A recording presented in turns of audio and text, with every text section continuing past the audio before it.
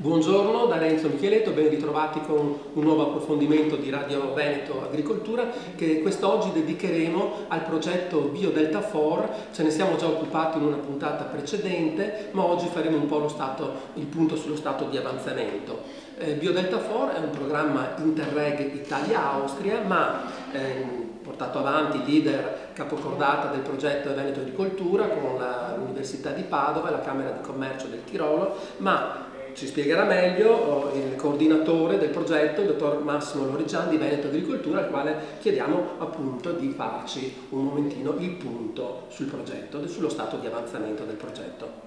Sì, il progetto sta avanzando molto positivamente, nel senso che i vari work package e i vari pacchetti di lavoro che hanno per obiettivo il primo, la biodiversità e la valorizzazione, l'individuazione di questi parametri molto speditivi e veloci, semplici da applicare al valore così intrinseco della foresta, e la seconda VP importante, quella legata ai servizi ecosistemici offerti legati all'ecosistema foresta, proseguono, sono state completate nella prima tutte le fasi di rilievo nelle aree di studio, sia la foresta del Cansiglio, la foresta di Ampezzo e l'area del Tirolo, i boschi del Tirolo. Quindi questi dati, questa mole molto ingente di dati, poi magari vi dirà meglio anche il TESAT, l'Università di Padova, che è coordinatrice di questa fase di lavoro, sono stati appunto ultimati e sono in fase di elaborazione. Il secondo work package appunto ha quasi completato i momenti, diciamo, di intervista, di sondaggio delle realtà socio-economiche locali, e coinvolgendo i vari portatori di interesse sia a livello di operatori turistici che a livello di soggetti operanti nel settore delle ditte boschive, e anche esso sta cercando di procedere nelle varie considerazioni, nelle varie sintesi e conclusioni che avanzeranno appunto nei prossimi importanti mesi. Nella puntata di oggi di Radio Veneto Agricoltura, rispetto alle precedenti, è strutturata in maniera un po' diversa. Ci sarà una carrellata di ospiti, proprio perché il progetto BioDelta 4, vale a dire la conoscenza e la valorizzazione della biodiversità forestale, è un tema molto interessante, e appunto proprio per questo sentiremo i diversi partner del progetto. Con il professor Emanuele Lingua di TESAF dell'Università di Padova, altro partner del progetto BioDelta 4, grazie per essere oggi qui con noi. Chiediamo qual è lo stato di avanzamento del progetto europeo. Ripeto, come ho già detto in apertura, è un progetto del programma Interreg Italia-Austria, e il progetto BioDelta 4. Bene, grazie. Lo stato di avanzamento del progetto è buono, nel senso che siamo in linea con quanto ci eravamo prefissati all'inizio, e finalmente abbiamo ultimato il rilievo in campo, quindi abbiamo tutti i dati relativi alle 100 aree di saggio che abbiamo rilevato all'interno delle foreste del Cansiglio e della foresta di Ampezzo. E quindi dopo questa stagione in campo a misurare i dati, adesso abbiamo cominciato a elaborarli, e le prime informazioni che stanno risultando dalle prime analisi sono effettivamente molto utili, stanno cominciando a definire effettivamente quali sono gli elementi che vanno a influenzare la biodiversità specifica dei E possiamo spiegare, portando qualche esempio, in cosa consistono questi rilievi in foresta? Certo, e noi dobbiamo catturare la biodiversità dei popolamenti forestali misurando alcuni parametri, alcuni elementi dell'ecosistema forestale, ad esempio il numero di piante, la dimensione media delle piante, la densità del popolamento, sia la parte viva, quindi le piante in piedi, sia anche la componente di necromassa, cioè le piante morte sia in piedi che a terra. E proprio misurando sul terreno questi elementi e mettendo poi insieme anche gli interessanti risultati che sono arrivati dagli altri gruppi, gli altri partner del progetto relativi alla diversità specifica, riusciamo a capire quali sono gli elementi strutturali del bosco che noi influenziamo con la gestione attiva, che determinano una maggiore o minore eventualmente biodiversità. E già dalle prime analisi, dai primi risultati, quello che abbiamo osservato in campo, che poi è stato già suffragato dai risultati condotti al computer, dell'analisi condotta al computer, effettivamente ci fanno vedere come la quantità di abete bianco, le dimensioni delle piante di abete bianco e anche e soprattutto la quantità di necromassa in bosco, ecco che sono un trampolino, effettivamente un fertilizzatore della biodiversità all'interno dei popolamenti forestali. In attesa che il progetto continui e poi arriverà alla fine, ma possiamo già dire è positiva la biodiversità nelle nostre foreste? Possiamo spendere una parola già positiva oppure come siamo messi? Dobbiamo dire che le aree di studio, le foreste in cui abbiamo condotto queste indagini, quelle del Cansiglio e quelle dell'Ampezzo, sono effettivamente delle foreste che dal punto di vista della biodiversità strutturale hanno dei buoni valori, quindi la gestione che è stata condotta è stata una gestione oculata ed attenta anche nel mantenere e implementare le caratteristiche di biodiversità, e nell'ambito del progetto vogliamo anche cercare di migliorare ulteriormente questi aspetti o comunque dare delle indicazioni per come mantenerli con la gestione ordinaria. Certo, ricordiamo che comunque ulteriori informazioni si trovano in internet al sito www.biodelta4 scritto 4.eu. Con Emilio Gottardo, presidente di Legno Servizi di Tolmezzo, ma anche della rete di imprese Abete Bianco del Friuli, chiediamo invece qual è lo stato di avanzamento del progetto Biodelta4 nella foresta d'Ampezzo. Tutti i rilievi di campagna sono stati completati, quelli relativi alla biodiversità quest'estate, e è stata avviata anche un'attività relativa alla valutazione dei servizi ecosistemici che la foresta di Ampezzo è in grado di erogare. I primi risultati che sono stati esposti nella riunione di oggi sono, per quanto ci riguarda, interessanti, perché è stata sottolineata l'importanza dell'abete bianco quale specie caratterizzante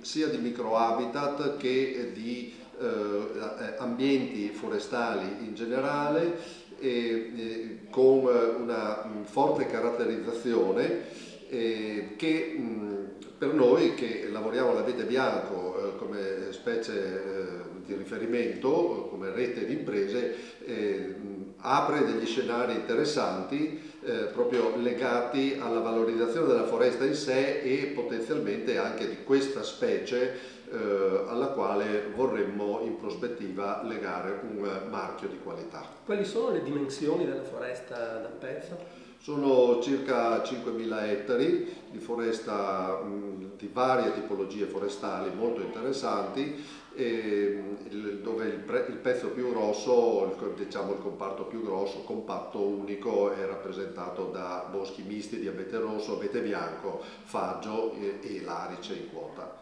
Michele Cassoli invece rappresenta l'associazione dei professionisti incaricati di supportare l'attività del TESA, cioè dell'Università di Padova, nelle attività di rilievo e di analisi delle operazioni in foresta. In cosa esattamente consiste la vostra attività?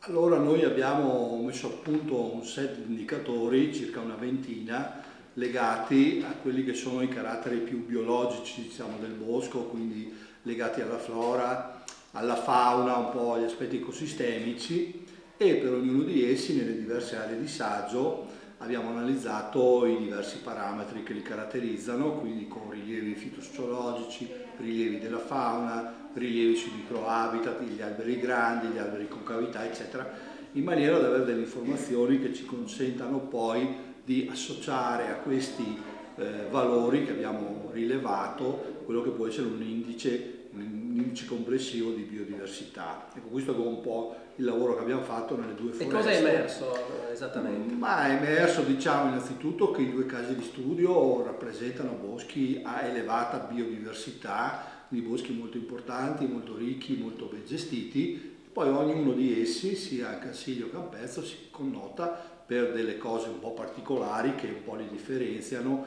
e li caratterizzano in modo originale. Adesso stiamo cercando, i dati sono stati passati all'università che fa le sue elaborazioni, e mentre noi stiamo sviluppando delle altre riflessioni in merito poi a come questi indicatori potranno essere utilizzati anche per capire che costo comporta, diciamo, rilevare i dati, e altre riflessioni rispetto un po' a questi concetti della biodiversità in questi boschi di abete bianco che sono molto importanti nella realtà, diciamo, veneta e friulana. Ho ricordato che il progetto BioDelta For portato avanti da 3 enti, Veneto Agricoltura, capofila l'Università di Padova, il Dipartimento TESAF, e c'è anche la Camera dell'Agricoltura del Tirolo. Ricordiamo, è un Interreg Italia-Austria. E qui con noi abbiamo Klaus Viertler, che è il coordinatore per quanto riguarda appunto la Camera dell'Agricoltura del Tirolo del progetto BioDelta For. Come sta procedendo in Tirolo questo progetto? Questo importante progetto, considerate le foreste che ci sono in Tirolo. Sì, abbiamo finito la prima parte del progetto e la prima parte era quella di individuare un indice di biodiversità che possiamo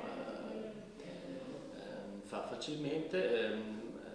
Ha 3 parti questo indice, cioè abbiamo un indice della parte strutturale della biodiversità, poi abbiamo la parte delle specie e la parte genetica della biodiversità. Tutte e 3 le parti sono di importanza uguale e per tutte queste 3 le parti abbiamo 4 indicatori, cioè in tutto 12 indicatori che ci possono poi indicare quanto è elevata la biodiversità. Usiamo solo dati del monitoraggio statale delle foreste perché vogliamo usare un sistema abbastanza facile sì. C'è più di biodiversità nelle foreste austriache o in quelle italiane? Penso che non si può dire così facilmente, dipende molto da come è stata usata la foresta nel passato. Abbiamo molti boschi abbastanza naturali, soprattutto nelle parti montane, però abbiamo anche foreste, soprattutto nelle località basse, che sono più di tipo agricolo, sì. Certo. Comunque il progetto BioDelta For definirà anche questo aspetto. Vediamo infine dove c'è più biodiversità. Sì, esatto. Questa è la seconda parte dove vogliamo dare strumenti ai nostri coltivatori, ai nostri guardie forestali per aumentare la biodiversità anche in zone dove non è così alta. Concludiamo questa nostra carrellata della puntata di oggi con la professoressa Paola Gatto del TESAF di Padova, che lei coordina il secondo pacchetto del progetto e quindi in pratica questi servizi ecosistemici come possono essere remunerati poi ai proprietari forestali? Sì, allora i servizi ecosistemici intanto diciamo cosa sono? Sono degli effetti che la foresta crea, l'ecosistema forestale può portare e che hanno un beneficio sulla comunità, sulle persone che visitano l'area, sugli utenti in generale e che hanno un effetto positivo comunque sulla vita delle persone.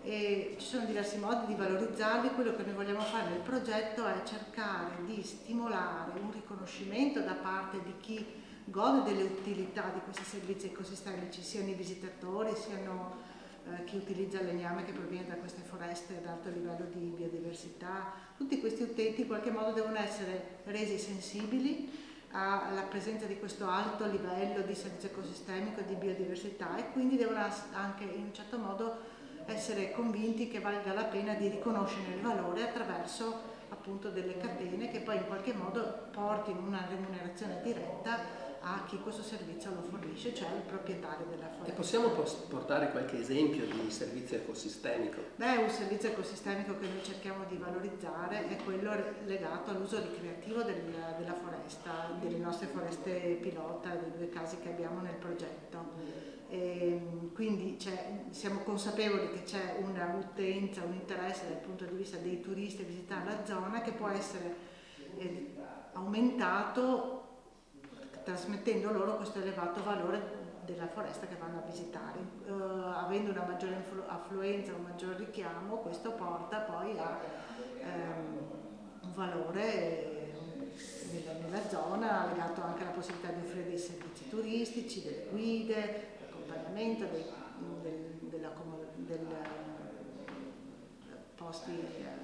pasti offerte dal punto di vista dei ristoratori e di chi offre ospitalità, quindi creare un indotto positivo. Benissimo, benissimo.